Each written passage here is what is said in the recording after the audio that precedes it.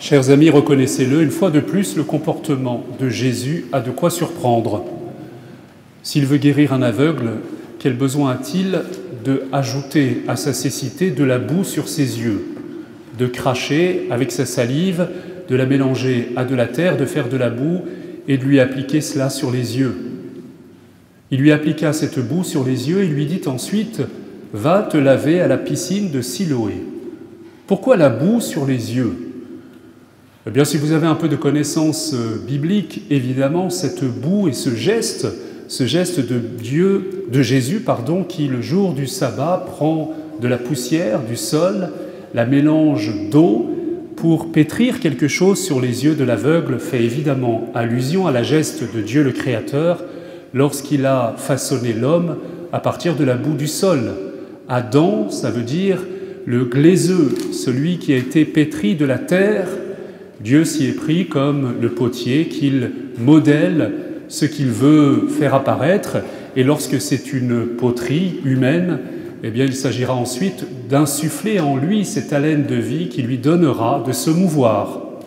Alors nous comprenons évidemment que Jésus se positionne comme Dieu. Il fait le même geste que Dieu et sa provocation est forte puisqu'il agit le jour du sabbat. Le sabbat, les Juifs n'ont pas le droit d'agir puisque c'est le jour où seul Dieu pourrait se permettre d'agir.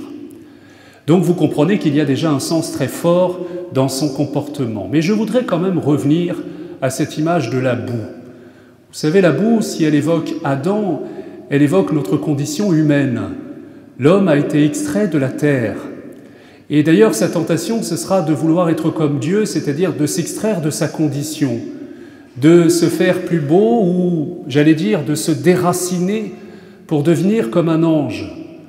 Et Jésus peut-être dit à cet aveugle, si tu veux retrouver la vue, si tu veux voir les choses telles qu'elles sont, eh bien il s'agit d'abord de revenir à ta condition d'homme, de fils d'homme venu de la terre, avoir l'humilité de revenir à cette condition humaine.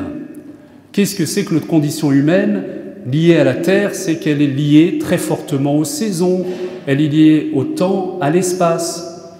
C'est-à-dire que, comme disait Gustave Thibon, dans ce merveilleux livre que je vous conseille, « Retour au réel », il avait vu tous les problèmes de notre époque il y a plus de 60 ans.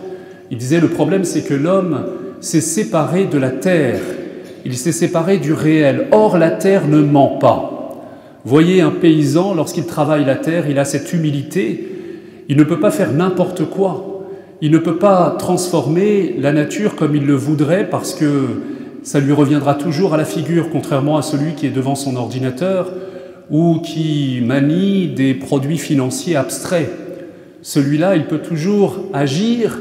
Il n'y a plus la réalité qui le ramène à sa condition, à ses limites. La terre ne trompe pas. C'était la grande sagesse, c'est la grande sagesse des bénédictins, vous savez, ces moines qui disent « La vérité de ta vie spirituelle, c'est dans l'équilibre. Si tu travailles 3 heures par jour la parole de Dieu, si tu lis des bouquins, si tu travailles devant ton ordinateur 3 heures, alors travaille 3 heures par jour la terre.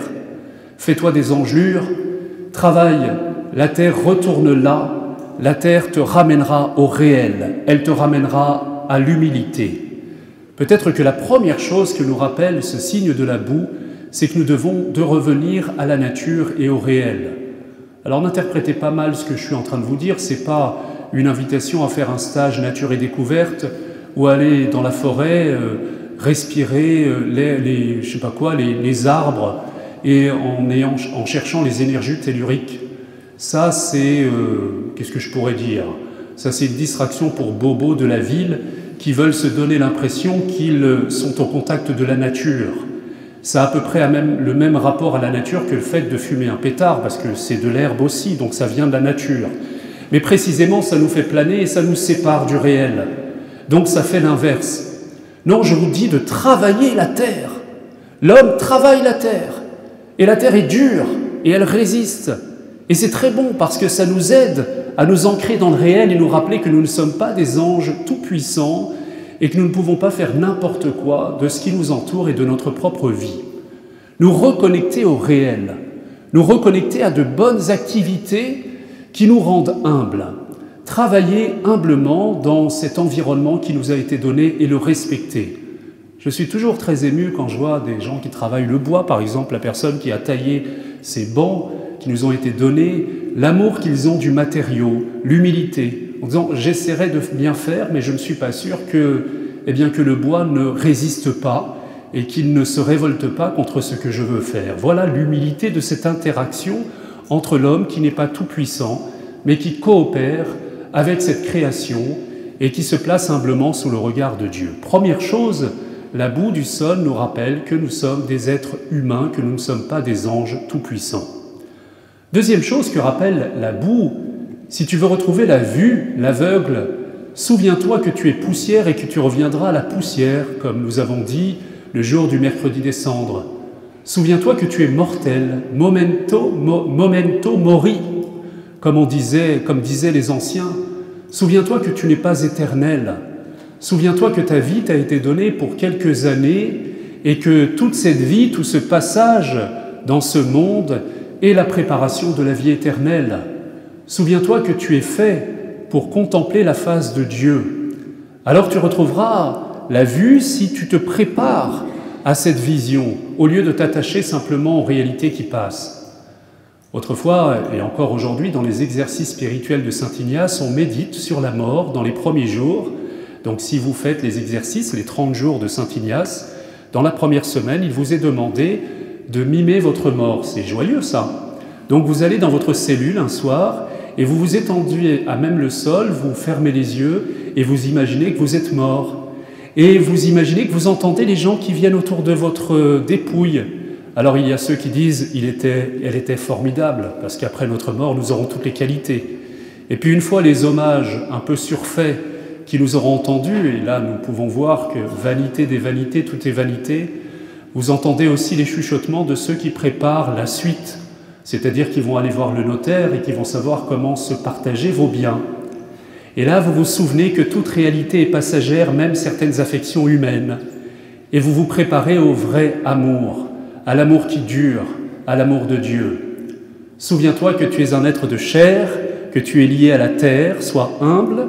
Souviens-toi aussi que tu es mortel et que tu es sur cette terre pour te préparer à la vie éternelle. Donc il est temps de te convertir. Vous ne trouvez pas que ça ressemble beaucoup au temps du carême?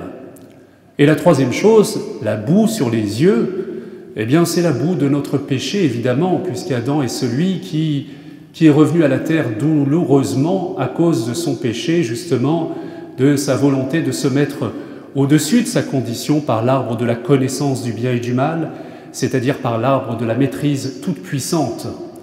Souviens-toi que tu es pécheur et confesse ton péché. Rappelle-toi la boue que tu as sur les yeux, parce que le fruit du péché, c'est d'abord de nous rendre aveugles. Vous savez, l'autre jour, quelqu'un me disait « Je ne sais pas ce que j'ai à confesser parce que je n'ai pas conscience de mon péché. » Eh bien, je disais « Tu peux commencer par ça.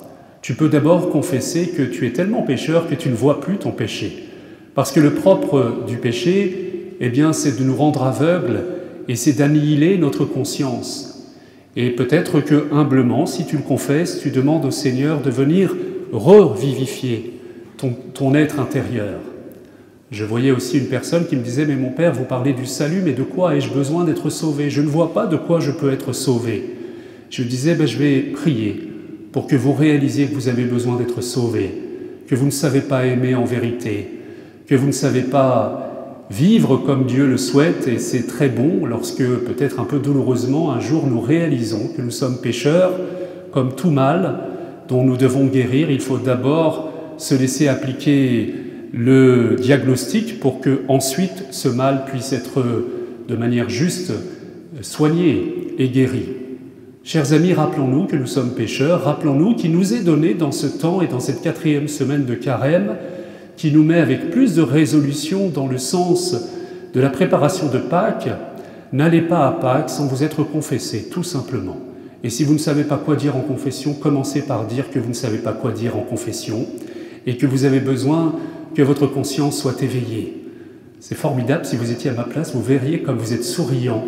Pourtant, c'est le dimanche de la joie, nous sommes tout roses, mais la perspective de retrouver la joie par la confession n'a pas l'air de vous transporter ou alors c'est une joie très très profonde et très intérieure, très intériorisée. Je vous félicite, mais n'hésitez pas à la communiquer, et puis vous pouvez même vous tourner vers votre voisin en lui disant « je te félicite, parce que cette semaine tu vas avoir le courage d'aller te confesser ». Je connais même une colocation dans le quartier, des jeunes gens comme vous, qui ont décidé d'aller ensemble se confesser au même moment. Non pas se confesser forcément les uns aux autres, ou tout haut devant les autres, mais ils se sont dit on va se motiver les uns les autres. Voilà une bonne manière de vivre ce sacrement de la confession. Ne me remerciez pas de vous donner des idées pour mettre de l'ambiance dans vos colocations et dans vos familles. Je suis à votre service. Chers amis, j'aime beaucoup ce signe de la boue sur les yeux. La tradition nous dit qu'il y a 3 étapes dans l'itinéraire spirituel. Je vais dire des gros mots. Il y a d'abord une phase purgative, puis une phase illuminative et enfin une phase unitive. Vous avez tout compris? La phase purgative, c'est prendre conscience que j'ai de la boue sur mes yeux. Et donc, c'est me purifier de cette boue par la piscine de Siloé, c'est-à-dire par la miséricorde et le sacrement du pardon. Ensuite, je pourrai voir clairement, comme l'aveugle, retrouver la vue. C'est la phase illuminative, c'est-à-dire laisser le Seigneur m'éclairer et me donner le désir, enfin, d'entrer dans la 3e phase, qui est la phase unitive, m'unir à lui par l'amour, par la foi, par l'espérance, et entrer dans une intimité plus profonde avec lui. Eh bien, que le Seigneur nous donne de reprendre courage sur ce chemin, à l'image des catéchumènes qui maintenant vont s'approcher pour recevoir et pour la prière du 2e scrutin. Le 2e scrutin après celui que nous avons vécu la semaine dernière, qui était la renonciation aux idoles et le don du credo, c'est-à-dire de la foi véritable. Eh bien, nous allons demander que leurs yeux s'ouvrent pour qu'ils puissent mieux voir quelle espérance les attend et que toutes les illusions qui leur empêchent de voir véritablement avec la profondeur qui est celle de la foi, eh bien que toutes ces écailles qui recouvrent leurs yeux tombent en même temps que la boue qui recouvre nos vies. Amen.